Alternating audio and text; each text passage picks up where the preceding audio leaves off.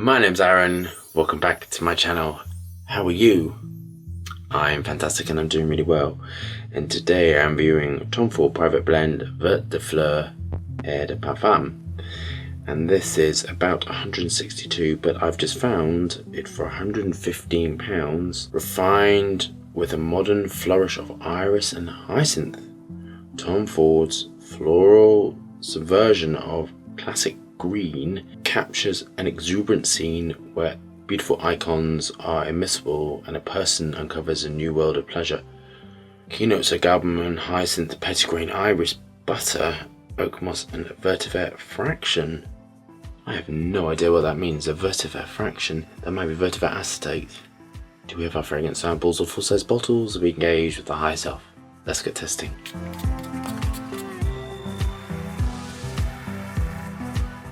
So this I don't like at all. And this smells of Zoflora. This is when I think of green, this is what I really think of. Zoflora is a disinfectant we have in this country. This smells green, sharp, so this is going to be a quick review. This just smells of Zoflora.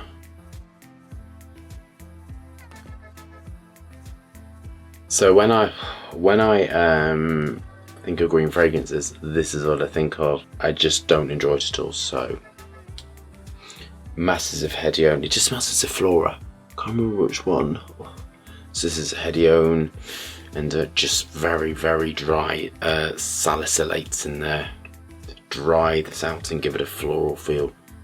It's gonna give me a headache. It's just so much aroma chemicals in there smashed together. So this is masses of lily of the valley raw materials, really high, combined with hydroxycitronellal and citronellal. Just masses of it, geraniol and acetate. And it's got really high amounts of ionones in. So this to me is a nightmare. This to me is the sort of fragrance which I really just personally find detestable, and it just smells of disinfectant. It just smells so floral and powdery and green. Just can't see what I do for you, putting myself through this pain and suffering. So this has some tinny balsams in it, combined with cedarwood, combined with lemon, and then the finishing off with some other raw materials. I want to apologise if I'm triggering anyone who this is your favourite and you came here to see me good or tingly, but from a personal point of view, when things are massively aroma chemicals combined with the valley raw materials and hydroxycitronellal, all that stuff, it smells so dated, and this smells massively of disinfectant. Oh, what a shame. This smells so powdery. Oh gosh. This I think is going to go off. I think this is, I'm so surprised. But I suppose if you love green, fresh, clean fragrances that are really extreme, I think that you would love this. On to my final thoughts. So I'll go through my marks. If you again, I apologise, but I can't help how I feel. The first 4 marks are whether I think it's technically really good and whether I think it complies with the box. In this aspect, it's really tough for me because I'm just finding it so quite nauseating, to be really honest with you. It's going to comply with everything because it's Estee Lauder and it's everything's going to be very legal and safe.